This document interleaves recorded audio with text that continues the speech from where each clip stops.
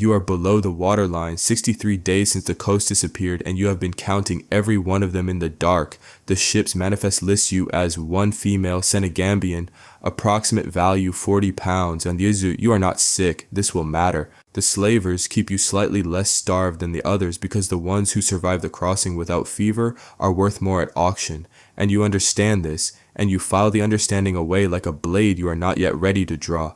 You speak enough Portuguese from the trading routes to catch fragments of what the crew says above deck. You learn that you are headed to Charlestown. You learn the word concubine before you learn the word freedom.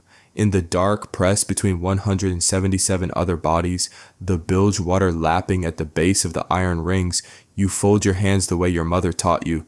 Not in surrender, in preparation. 214 people boarded this ship. 178 arrive. At the block in Charlestown, they clean you, oil your skin, and stand you in daylight for the first time in 2 months. Men walk a slow circle around you. One of them is broad-faced, prosperous, wearing the particular expression of a man who considers himself fair. His name is Hargrove. His wife is not present. He buys you for 58 pounds, which is 18 pounds more than the manifest said you were worth, and he remarks to no one in particular that you have an intelligent face.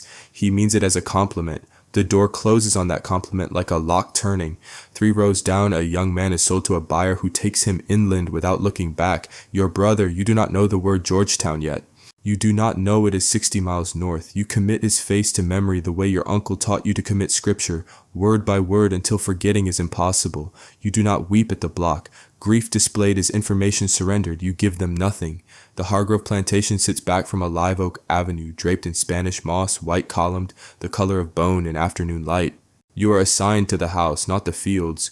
The field workers receive this news with a silence that carries its full meaning. Mrs. Hargrove walks you through your duties in the slow, loud English she reserves for people she has already decided cannot understand her. The precise temperature of the master's bath, the way he takes his Madeira, 2 fingers, never more, never less. The silver polished every Thursday without fail. Within 6 weeks, your English is functional. Within 3 months, it is fluent. You reveal this in careful increments, one new sentence at a time, as if language is arriving by accident. Hargrove comes to your quarters on a Tuesday in November. He does not ask. This is the arrangement. This is what the 58 pounds purchased, and the house knows it, and Mrs. Hargrove knows it, and no one says it aloud because saying it would require them to look directly at what they are doing. You keep your face arranged like a room that has been tidied for company. You learn that the mask is most useful when it fits so well no one remembers you chose to put it on. You study the household the way your father studied trade routes. Hargrove keeps a ledger in his study. Not just crops and timber, but human beings, neat columns of names and values and transfers. You learn that a freedman named Cuff operates a livery 2 miles down the road and carries letters north for 3 pence. You learn that Hargrove's business partner, a man named Ellison, has been skimming from their joint venture. You collect these facts without displaying the count. Then you find your brother's name in a secondary ledger. Amadou, Senegambian, Georgetown. He is alive. The knowledge is a coal you carry in your chest every waking hour, and it is the reason every polished piece of silver, every correctly drawn bath, every carefully measured pour of Madeira has a purpose underneath it. 20 months in, Mrs. Hargrove falls ill, a fever that keeps her bedridden for 6 weeks. You manage the household alone. You manage it better than she did, and Hargrove notices, and he begins speaking to you differently, not as property, but as someone capable, which is a more dangerous kind of attention than indifference because it makes you newly visible. One evening he asks your real name, not the anglicized one the household uses. You tell him. He tries to pronounce it once, fails, does not try again, but he asked. You file that away too. You go to him carefully, indirectly, as if sharing something you happen to overhear. You tell him just enough about Ellison's skimming to be useful. He is quiet for a long moment in the lamplight, then he nods. You have moved from property to confidant. The cage has been redecorated. It is still a cage, but a redecorated cage has different walls, and different walls have different gaps. Hargrove confronts Ellison. The partnership dissolves, his position improves. He credits his own instincts. You are given a small allowance for household errands, and you begin passing letters through Cuff. 2 letters reach Georgetown. 1 letter returns, small as a palm, a single Arabic word in a hand that can only be his. Hey, living. You hold that word in your hands until you have memorized the pressure of the ink, then you burn it in the kitchen hearth and watch the ash rise. Then the word comes through the household network, passed in the low register that carries bad news in a house full of people who are not supposed to know anything. The neighboring plantation in Georgetown is selling off its people to settle debts. Amadou's owner is considering a purchase. If Amadou is reclassified and moved, 60 miles becomes something else entirely. You have 4 months. You begin spending Cuff's letters more urgently, and this is the mistake. Not the letters themselves, but the urgency, the way urgency changes how you move and how you are seen. The woman who goes to Mrs. Hargrove is older than you, brought inside the year before your arrival. She is not your enemy. She's a woman who has spent years carefully surviving within a particular equilibrium, and she has watched you accumulate quiet influence and correctly identified it as a structural threat.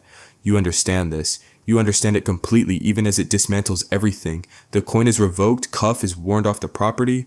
A child of perhaps 10 years is assigned to follow you, to observe, to simply be present wherever you are. You are not struck. You are not moved to the fields. You are punished with precision. Every tool you assembled, quietly removed.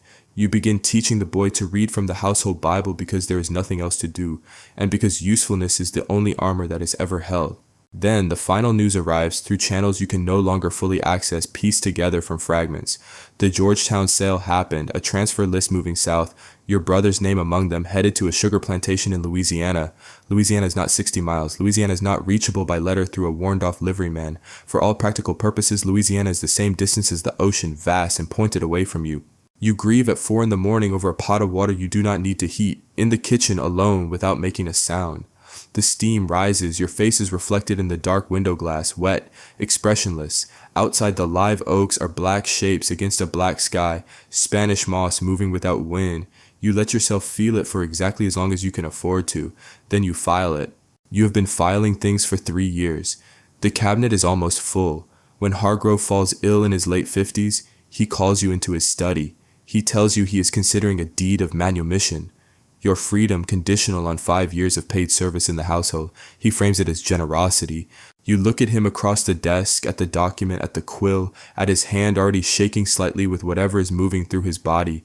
You think about Amadou on a flatboat heading west. You think about the boy who can now read the first chapter of Genesis. You say yes, Hargrove dies before the filing is complete. His son contests the document. Compromise mental fitness, he argues, which is efficient reasoning because it requires no one to admit what the document was actually compensating for. You have no legal standing to advocate for yourself. The boy you taught, 11 now, serious, with careful eyes, carries your letters to a freedman minister in Charlestown who knows enough law to oppose the filing. The literacy you gave away freely is the instrument that may free you. The court rules narrowly in your favor. The manumission stands. The year is 1792. You own nothing. You have nowhere positioned to go. The son needs someone to manage the household accounts, the silver, the ledger, the precise columns of names and values.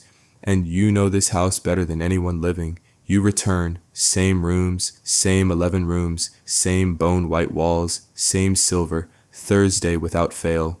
The ledger on the desk is open. You pick up the quill. In the column marked paid staff, you write your name. The ink dries. The column does not register what it costs to move from one side of the page to the other. It never does. That is precisely the point. The most documented stories of enslaved women in the Atlantic world survive in the margins of other people's records, in manifests, transfer lists, and court filings that name them as property until a narrow ruling said otherwise. If you want to see more, click the video on screen now.